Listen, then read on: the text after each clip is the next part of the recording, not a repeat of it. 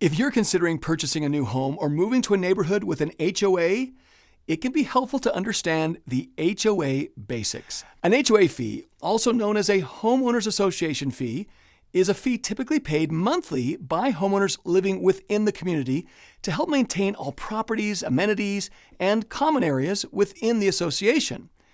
The average HOA fee in the U.S. lands between $200 and $300 per month. Some of the most common things included in HOA fees are city services, insurance, lawn care, pest control, maintenance and repairs, and amenities.